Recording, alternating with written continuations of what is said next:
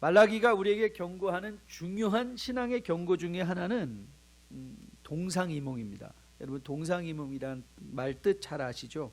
같은 상 위에서 on the same table, dream different. 같은 상에 누워 있는데 다른 꿈을 꾸는 거죠. 말라기에서 백성들과 하나님과의 관계가 마치 이랬다는 것이죠.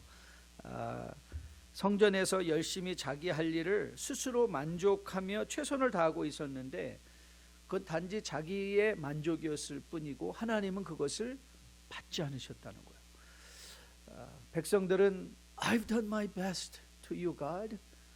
But God said, I want somebody to close the door to this temple. 누군가가 이 성전을 향하여 문을 닫을 자가 있었으면 좋겠다. 이렇게 말씀하시는 거예요. 그렇기에 신앙의 ABC, 신앙의 가장 기초가 뭐냐?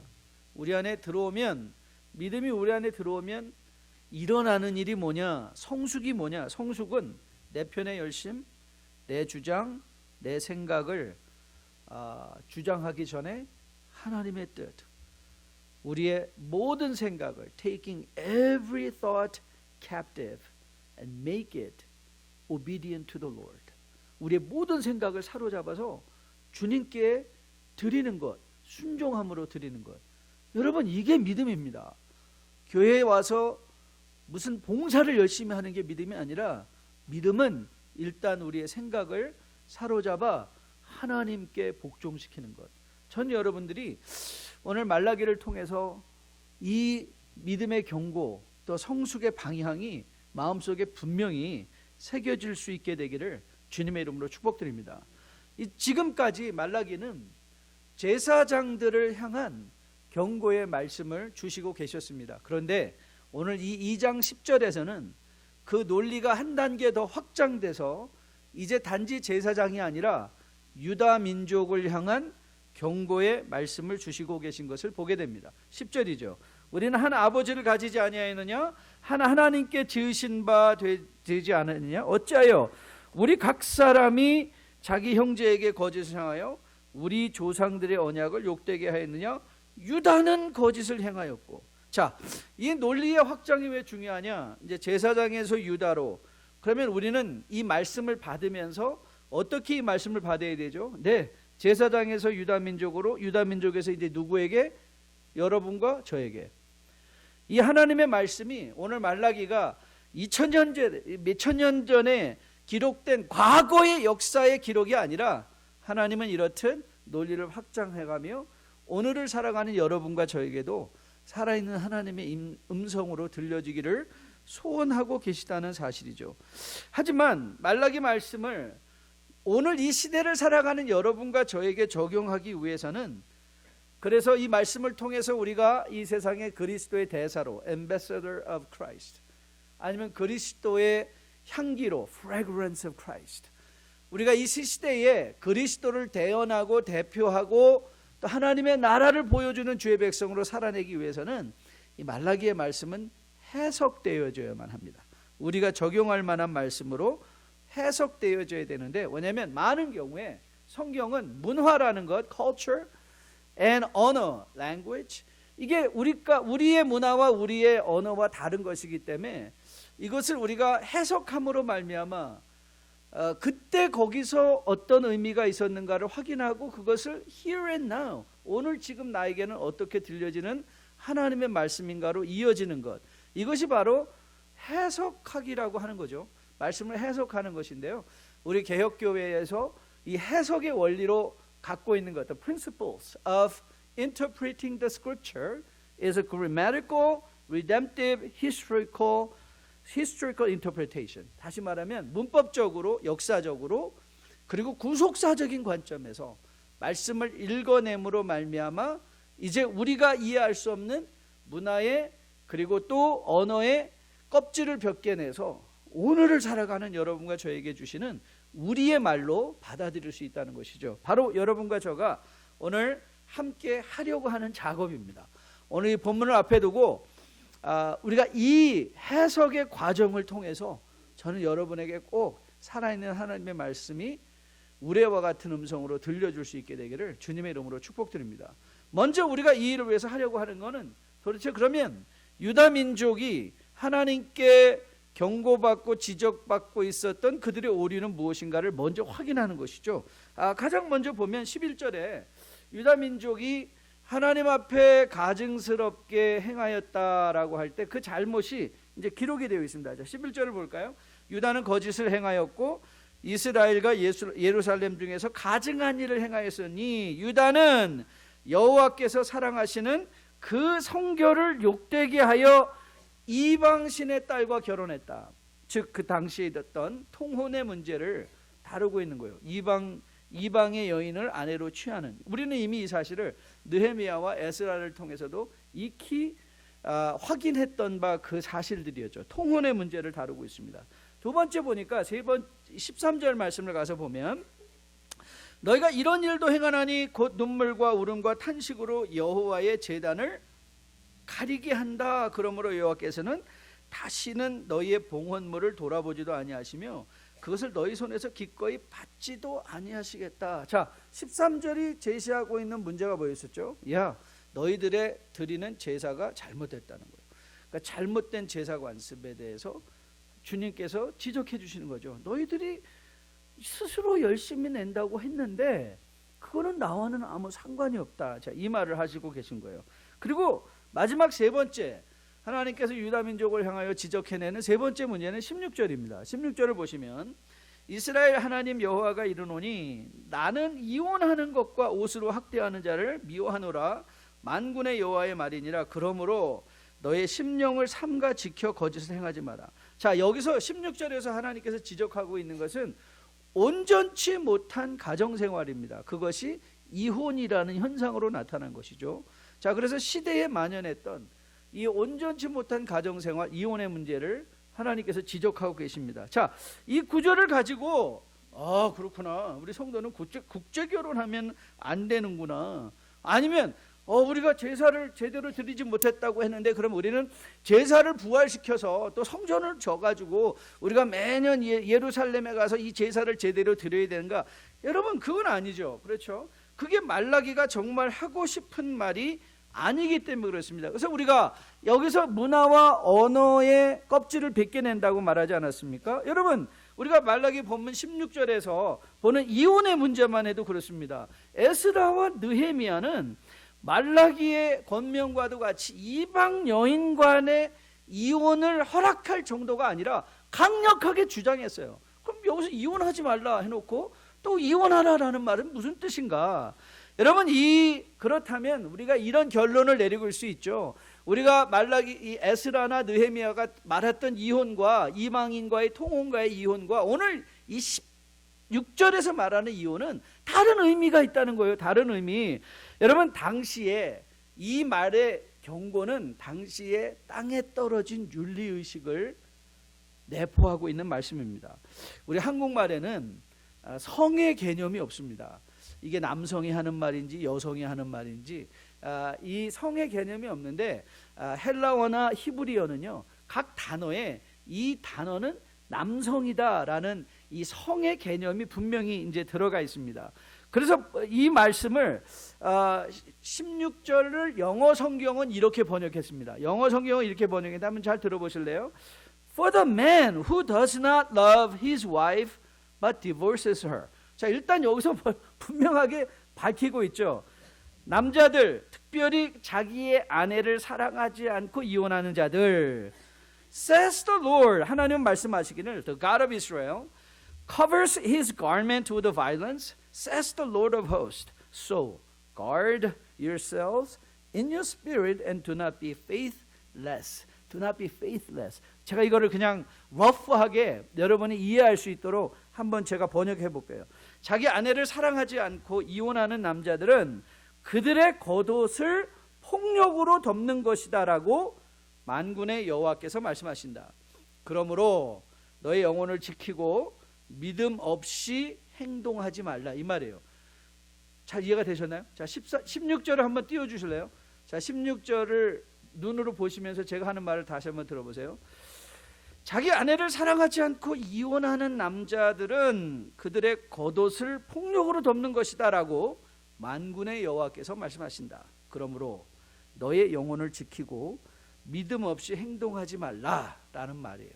믿음 없이 행동하지 말라. 자, 그러면 오늘 말라기 선지자가 하나님의 말씀을 빌어 유다 족속을 향하여 경고하고 있는 자, 이방인과의 통혼, 잘못된 예배, 그리고 언약에 근거하지 않고 단순한 말초신경의 움직임, 감정에 따라 가정을 파괴하는 이혼. 자, 이것이 오늘을 살아가는 우리에게는 어떤 의미가 있는 것인가? 저는 이것을 적용적인 관점에서 세 가지 단어로 요약을 했습니다. 세 가지 단어. 첫째 단어는 뭐냐면 구별입니다. 구별, distinction, 구별된 삶. 두 번째 단어는 순결입니다. purity.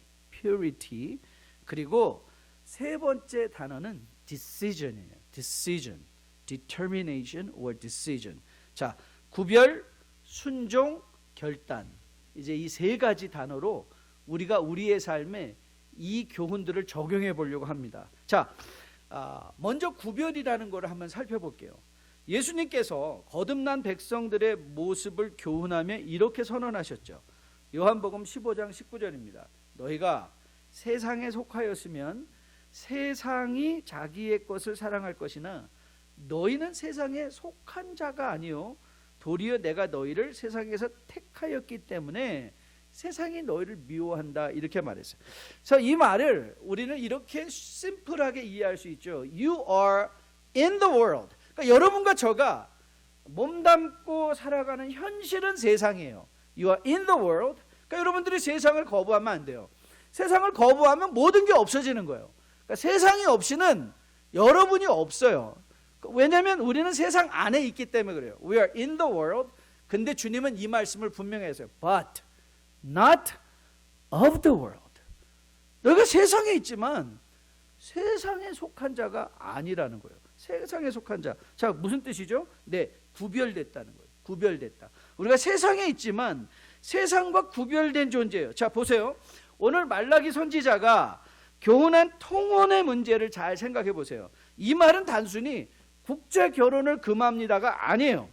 여러분들이 이미 출애굽하는 장면에서 출애굽은 단순한 이스라엘 백성의 출애굽이 아니었던 것을 여러분 잘 알고 있어요. 왜냐하면 출애굽기 12장에서 이스라엘 민족과 함께 나왔던 수많은 잡족, 그러니까 이거는 so many different races of people.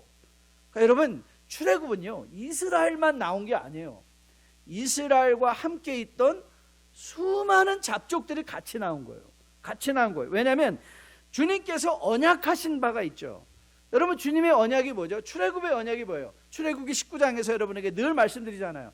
하나님께서 이스라엘을 애굽에서 끌어내서 불러내신 것은 그들을 특별하게 세상으로부터 격리시키는 것이 아니라 그들로 하여금 세상에 대하여 뭐가 되게 한다?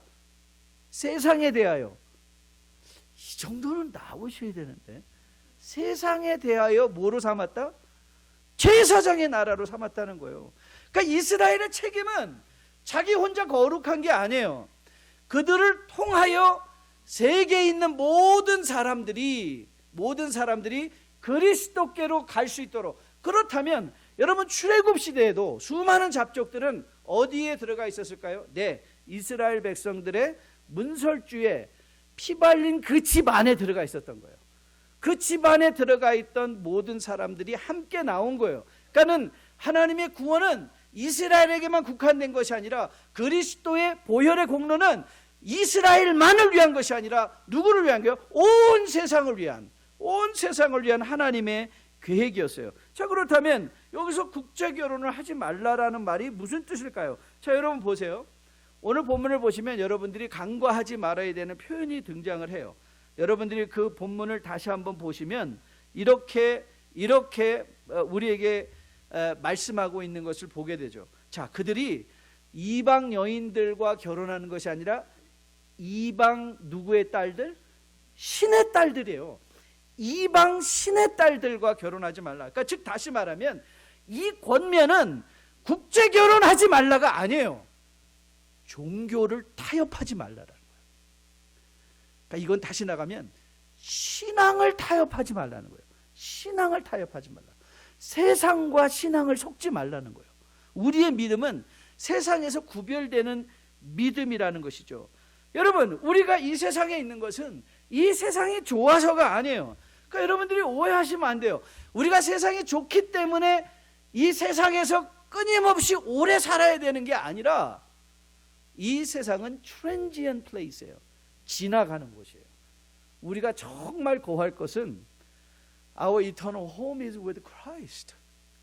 예수님과 함께하는 곳이 우리 영원한 집이잖아요. 이 세상에서 그러면 여러분과 저는 왜 있는가? 왜 여러분과 저가 그 직장에 있는가? 왜 여러분이 그 사업을 하는가? 왜 그 직장에 있는가? 왜 거기에 있는가? You know why?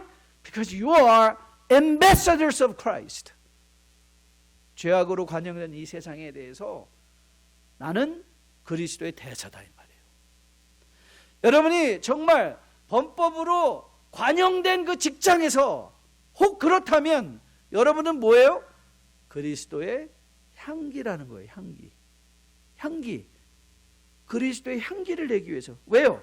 그래서 많은 사람들이 저 사람의 삶을 보니까 내가 이렇게 살면 안 되겠구나. 이게 정답이 아니구나. 이거를 우리 말로 전하는 게 아니라 우리의 향기, 삶으로 전하기 위해서. 그래서 여러분, 골로새서 3장 1절에서 바울이 이렇게 권면합니다. 자, 같이 한번 읽어볼게요. 같이 읽습니다. 시작. 그러므로 너희와 그리스도와 함께 다시 살리심을 받았으면 위의 것을 찾으라. 그리스도께서 하나님의 우편에 앉아 계시느니라. 위의 것을 생각하고 땅의 것을 생각하지 말라. 이는 너희가 죽었고 너희의 생명이 그리스도와 함께 하나님 안에 감추어졌음이라. 우리 생명이신 그리스도께서 나타나실 그때에 너희도 그와 함께 영광 중에 나타나리라. 여러분, 우리의 영광은 이 세상에서가 아니에요. 언제요? 그리스도가 우리와 함께 나타날 때예요. 그렇다면 오늘 본문에서 금지한 통혼은 뭐예요? 네, 우리의 믿음이 세상과 섞이는 거죠. 세상과 섞이는 것, 이걸 금지하고 있는 거예요. 이방 신과의 딸과 결혼하지 말라는 건 이들의 믿음, 너희의 믿음이 구별되게 하라는 거죠. 오늘 말라기의 권면은 나의 개인의 삶이, 우리의 가정이, 우리가 세상에서 하고 있는 일들이 하나님의 백성들로 구별된 것인가를 생각하라는 거예요. 스스로 생각해보라. 자, 사랑하는 성도 여러분, 그래서 저는 여러분에게 묻고 싶습니다. Is your life different? Is your attitude different? 여러분의 자세와 여러분의 삶이 any different from the world? 세상의 사람들과 어떻게 다른가요? 오늘 말라기가 그 질문을 하는 거예요. 그 질문을. 그러면 우리가 시대의 정신을 거슬러서 구별된 삶을 산다는 게 의미가 뭘까? 바울은 그 사실을 적절하게 골로새서에서 계속 3장에서 연이어서 우리를 교훈합니다. 자, 골로새서 3장 5절부터 같이 한번 읽어볼게요. 5절부터 같이 읽습니다. 5절입니다. 시작. 그러므로 땅에 있는 지체를 죽이라. 곧 음란과 부정과 사욕과 악한 정욕과 탐심이니 탐심은 무상숭배니라. 이것들로 말미암아 하나님의 진노가 임하느니라. 너희도 전에 그 가운데 살 때에는 그 가운데서 행하였으나 이제는 너희가 모든 것을 벗어버리라. 곧 분함과 노여움과 악의와 비방과 너희의 입에 부끄러운 말이라. 너희가 서로 거짓말하지 말라. 옛사람과 그 행위를 벗어버리고 새 사람을 입었으니 이는 자기를 창조하신 이의 형상에 따라 지식에까지 새롭게 하심을 입은 자다 이 말이에요. 우리의 새로운 정체성을 우리에게 말씀해 주시고, 그리고 그 정체성에 맞게 구별된다는 것. 우리가 세상 안에서, 우리가 세상 가운데 살아가는데 그 가운데 분함이나 노여함이나 비방이나 부끄러운 말이나 거짓말이 아니라 새 사람 창조하신 의의 형상에 따라 주님과 함께 살아가는 것, 그것을 우리에게 권면하고 있다는 사실을 저는 여러분과 저가 꼭 마음에 기억할 수 있게 되기를 주님의 이름으로 축복드립니다. 우리 누가 나가서 저거 나중에 좀 하라고 전해주시면 좋을 것 같은데요.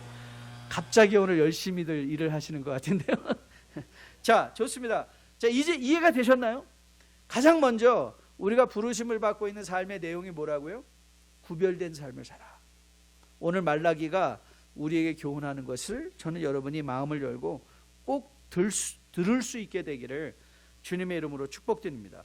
우리의 가정도 이 세상에서 faithless, 믿음 없음이 아니라 in faith, 믿음으로 살아가는 그런 삶으로 살아낼 수 있게 되기를 주님의 이름으로 축복드립니다. 두 번째는요, 순결이에요. 순결, purity. 오늘 말라기가 유다 민족에게 교훈하는 것, 그리고 여러분과 저에게 요구하는 것은 먼저 구별된 삶을 살아라. 그리고 두 번째는 구별된 삶의 특징으로 순결한 삶을 살으라는 거예요. purity of our lives. 자, 11절 말씀 볼까요? 11절에 이렇게 기록이 되어 있죠. 자, 같이 한번 읽어볼게요. 11절 읽습니다. 시작.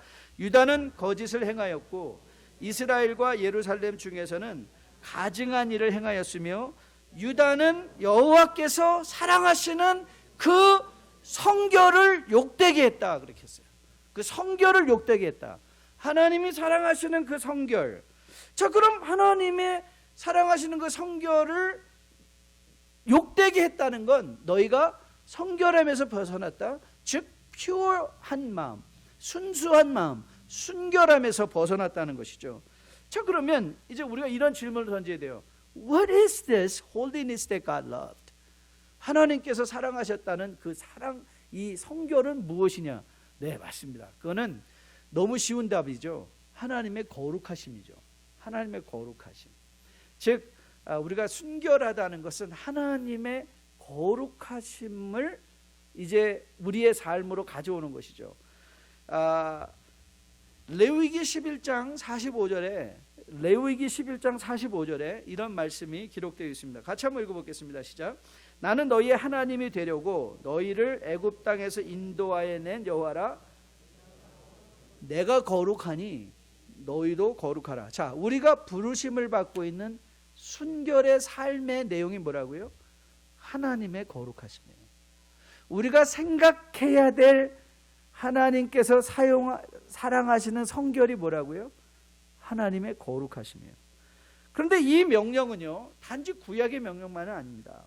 신약 성경에서 베드로 사도가 1장 15절에서 베드로전서 1장 15절에서 이렇게 권면한 것을 보게 됩니다. 자, 같이 한번 읽어볼까요?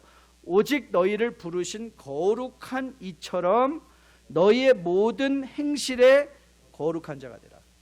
여러분, 레위기와 다릅니까? 똑같은 자죠. 거룩한 이처럼. 우리를 부르신 이가 누구세요? 하나님이시잖아요.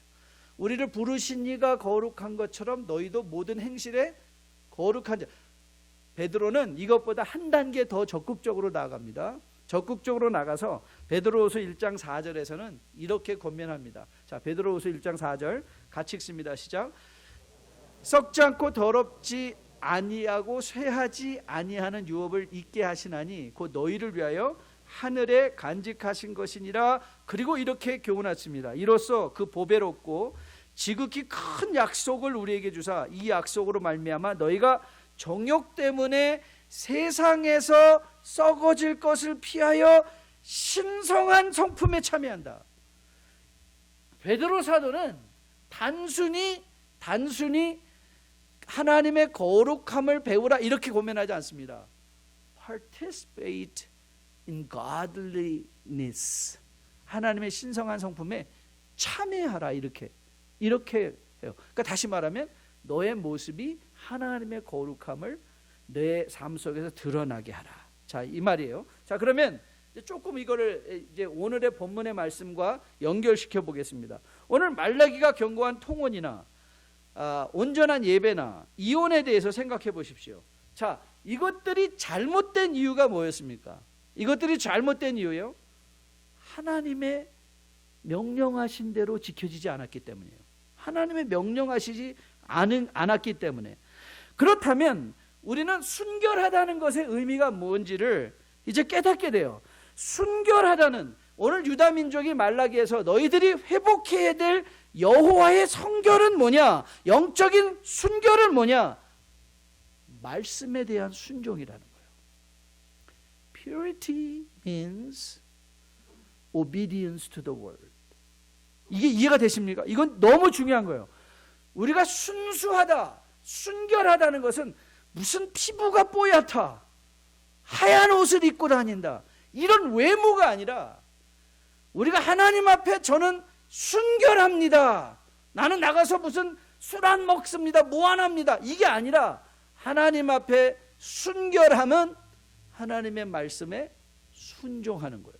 그러니까 순결은 순종이에요. 순종 없이는 순결할 수 없어요. 우리가 아무리 깨끗한 옷을 입어도 우리의 마음속에 하나님의 말씀에 대한 순종이 없다면 그건 순결이 아닌 거예요. 즉 우리의 매일의 삶의 현실 속에서 순결은 순종으로 드러나는 것이죠. 자, 아까 우리 베드로후서 1장 4절 말씀을 읽었잖아요. 이로써 그 보배롭고 지극히 큰 약속을 우리에게 주사 이 약속으로 말미암아 너희가 정욕 때문에 세상에서 썩어질 것을 피하여 신성한 성품에 참여하는 자가 되게 했다. 그러면 신성한 성품에는 어떻게 참여하는가? 자, 이 말씀이 베드로후서 1장 5절부터 10절에 기록이 되어 있어요. 자, 베드로후서 1장 5절부터 10절까지 같이 한번 읽습니다. 시작. 그러므로 너희가 더욱 힘써 너희 믿음의 덕을, 덕의 지식을, 지식의 절제를, 절제의 인내를, 인내의 경건을, 경건의 형제 우애를, 형제 우애의 사랑을 더하라. 이런 것이 너희에게 있어 흡족한즉 너희로 우리 주 예수 그리스도를 알기에 게으르지 않고 열매 없는 자가 되지 않게 하려니와 이런 것이 없는 자는 맹인이라 멀리 보지 못하고 그의 옛 죄가 깨끗하게 된 것을 잊었느니라. 그러므로 형제들아 너희가 힘써 더욱 부르심과 택하심을 굳게 하라. 너희가 이것을 행한즉 언제든지 실족하지 아니하리라. 여러분 보세요. 오늘 신성한 성품에, 하나님의 성품에 참여한다는 것의 의미가 뭐냐? 신성한 성품에 참여한다는 것의 의미를 어떻게 풀어가고 있는가를 보세요. 매일의 삶에 구체적인 말씀의 순종이에요. 믿음의 덕을, 덕의 지식을, 지식의 절제를, 절제의 인내를, 인내의 경건을, 경건의 형제 우애를, 형제 우애의 사랑을. 여러분 이게 얼마나 우리가 매일의 삶 속에서 실천해야만 하는 것들인가요? 우리가 신성한 하나님처럼 된다는 것은 무슨 하나님의 영적인 무슨 파워를 갖고 이런 것이 아니라, 산속에서 하나님과 같이 되는 것이 아니라 매일의 삶 속에서, 그렇죠? 믿음의 덕, 덕의 지식, 지식의 절제, 절제의 인내, 인내의 경건, 경건의 형제 우애, 형제 우애의 사랑. 이거를 쌓는 거예요. 이걸 쌓는 거예요. 더욱 힘쓰라. 믿음의 덕을 쌓으라. 덕의 지식을 쌓으라. 지식의 절제를 더하라. 절제의 인내를 더하라. 인내의 경건을 더하라. 경건의 형제 우애를 더하라. 형제 우애의 사랑을 더하라. 예수님을 알기에 게으르지 말라. 그러면 여러분 영적인 순결을 위해서 우리가 추구할 게 뭐예요? 더 기도하는 게 아니라, 좀 이따 이 말씀 할 것입니다. 드릴 것이지만 우리가 기도해서 순결해지는 게 아니라 순종해서 순결해지는 거예요. 순종해서 순결해지는 거예요. 그리고 오늘 말라기가 우리가 권면하는 것은 하나님의 말씀에 순종할 때 우린 세상과 섞이지 않을 것이요, 하나님의 말씀에 순종할 때 하나님이 기뻐 받으실 만한 거룩한 산제물의 삶을 우리가 살게 될 것이요, 하나님의 말씀에 순종할 때 우리의 가정의 언약이 지켜지고 가정이 세워진다는 거예요. 이게 하나님의 권면이에요. 여러분, 저는 여러분과 저가 이 말씀을 말라기 시대의 백성의 입장에서도 들을 수 있게 되기를 주님의 이름으로 축복드립니다. 그래서 우리에게 늘 교훈으로 다가오는 신명기 6장의 말씀 있죠. 신명기 6장이 우리에게 매우 중요한 말씀, 언약 백성이 살아가야 될 삶의 지침이잖아요. 자, 같이 한번 읽어보겠습니다. 3절부터 읽습니다. 시작. 이스라엘아, 듣고 삼가 그것을 행하라. 그리하면 내가 보고받고 내 조상들의 하나님 여호와께서 내게 허락하심과 같이 젖과 꿀이 흐르는 땅에서 내가 크게 번성하리라. 이스라엘에 들으라. 우리 하나님 여호와는 오직 유일한 여호와시니 너는 마음을 다하고 뜻을 다하고 힘을 다하여 내 하나님 여호와를 사랑하라. 오늘 내가 내게 명하는 이 말씀을 너는 마음에 새기고 내 자녀에게 부지런히 가르치며 집에 앉았을 때에든지 길을 갈 때에든지 누워 있을 때에든지 일어날 때에든지 이 말씀을 강론할 것이며 너는 또 그것을 내 손목에 메어 기호를 삼으며 내 미간에 붙여 표로 삼고 또 내 집 문설주와 바깥문에 기록할지니라. 여러분, 여호와의 사랑은, 우리가 하나님 사랑합니다라고 할 때 그 사랑은 뭐예요? 하나님의 말씀을 우리 마음판에 새기고 가르치는 거예요. 하나님 앞에 우리가 하나님 사랑합니다라고 하면 우리가 내가 정말 하나님 사랑하나? 라는 것을 점검하기 위해서 우리에게 주신 게 뭐예요? 말씀에 순종하고 있나. 하나님을 사랑하면 우리는 하나님의 거룩을 담게 되고, 하나님의 거룩을 담게 되면 거룩을 담기 위해서는 하나님의 말씀에 순종할 수밖에 없죠. 그래서 요한계시록에서 요한이 이렇게 권면합니다. 이 예언의 말씀을 읽는 자와 듣는 자와 그 가운데 기록한 것을 지키는 자가 복이 있다. 이 시대에 순결을 회복한 성도란 누구냐? 하나님의 순결을 선포해요. 그래서 구별된 삶을 살아가는 성도는 누구냐? 하나님의 말씀에 순종하는 사람입니다. 저는 바로 여러분과 저가 그 하나님의 말씀에 순종하는 순결한 백성들로 세워줄 수 있게 되기를 주님의 이름으로 축복드립니다. 마지막 세 번째는요, 이 결단과 실천입니다. Determination and action. 자, 본문 이렇게 결론을 맺고 있는데요. 16절 말씀인데요. 자, 16절. 16절에 사실 맨 마지막에 그러므로 라는 말씀이 있잖아요. 그 부분만 같이 한번 읽어볼까요? 같이 읽습니다. 그러므로 너희 심령을 삼가 지켜 거짓을 행하지 말라. 이 그러므로라고 등장한 이 말은 사실 이것이 16절의 결론이냐, 아니면 사실 이 모든 말라기의 권면이냐, 관면의 결론이냐. 저는 이 두 가지가 다 가능하다고 생각해요. 오늘 16절에 그러므로 너희 심령을 삼가 지켜 거짓을 행하지 말라라, 이 표현은 이 단락의 결론일 뿐만 아니라 전체 말라기의 권면이라고 해도 절대 과언이 아니죠. 그런데 자, 이 말씀이 우리 한국말은 어순 때문에 이 불분명하지만 오늘 마지막 말씀은요, 명령어입니다. guard 이렇게 시작해요. 그러니까 동사로 시작하거든요. guard, 너의 마음, 지키라 너의 영을, 이렇게 읽으셔야 돼요. 지키라 너의 영을. 그 다음에 되지 말라 믿음 없는 자가. 그럼 좀 더 다르게 다가오죠.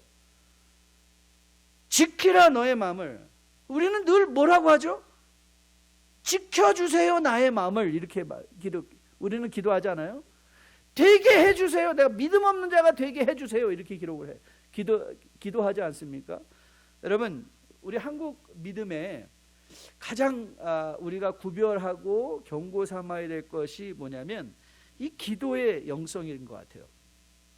우리 한국 민족의 전체적인 영적인 배경에는 뭐가 깔려 있냐면 무속신앙이 깔려 있어요.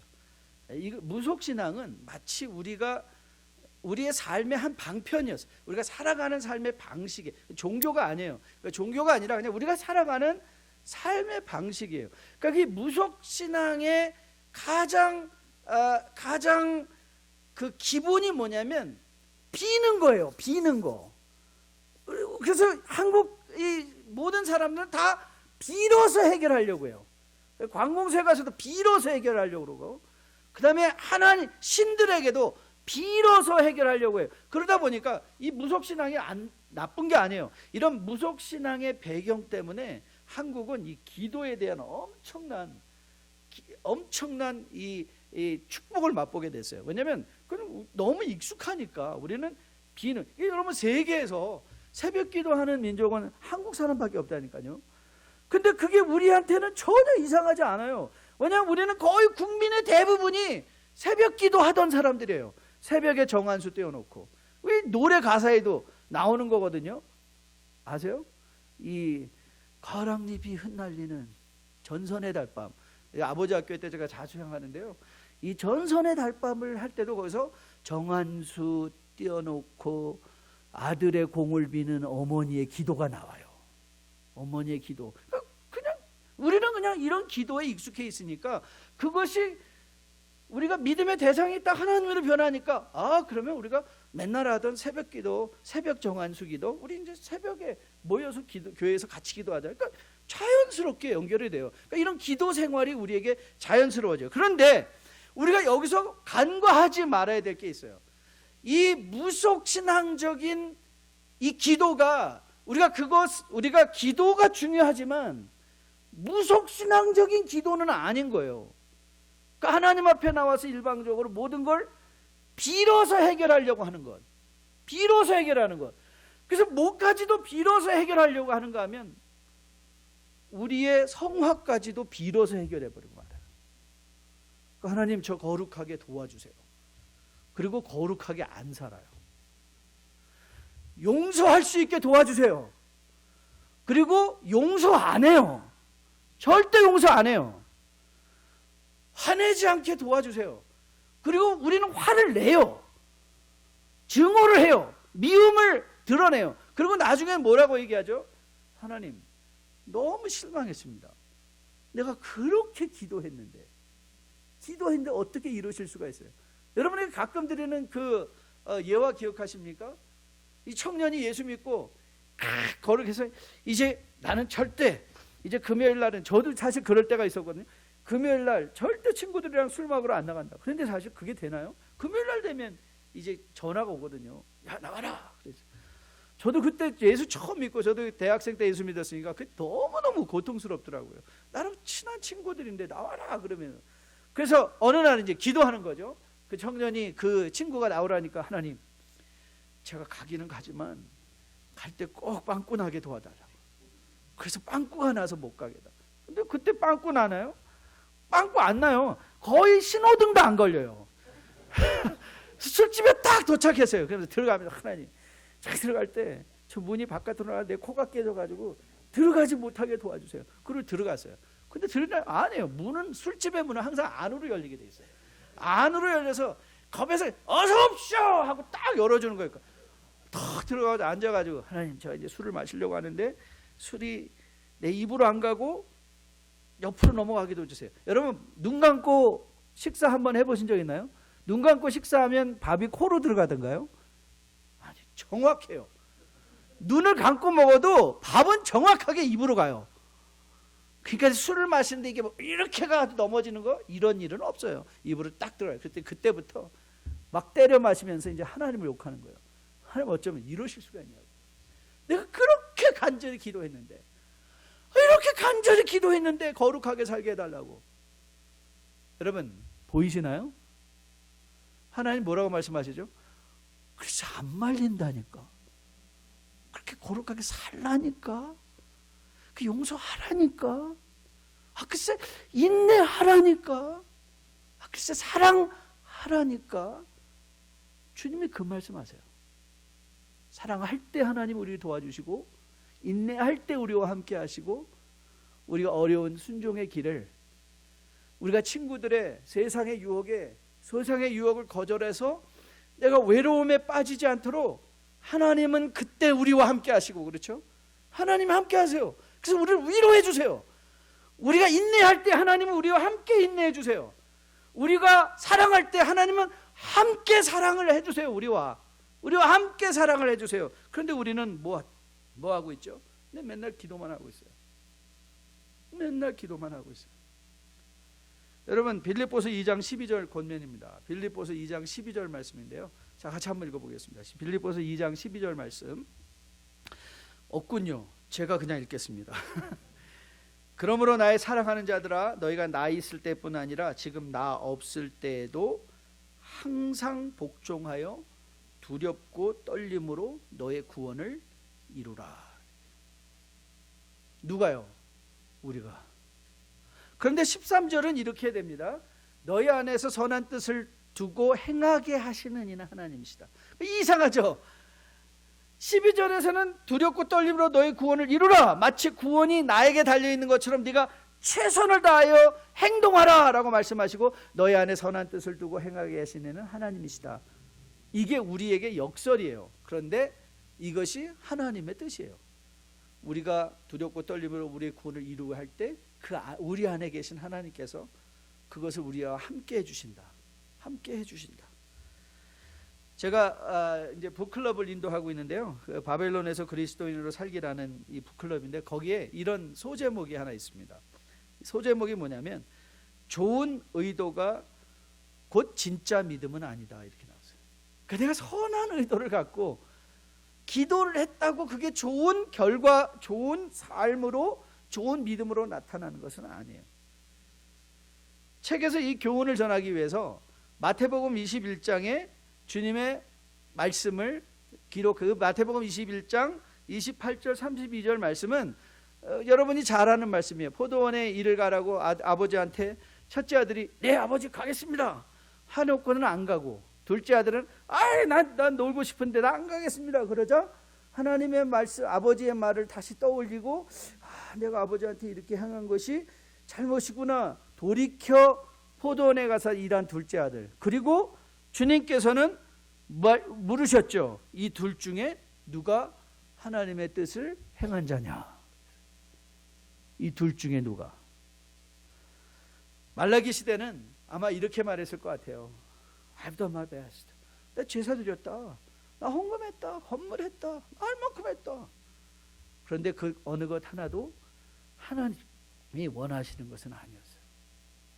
하나님의 말씀에 순종함이 없이 자신의 최선만을 하나님 앞에 들이댄 것이죠. 오늘 14절 말씀에서 백성의 반응을 이렇게 적고 있었습니다. 어찌 됨입니까? 어찌 됨이니?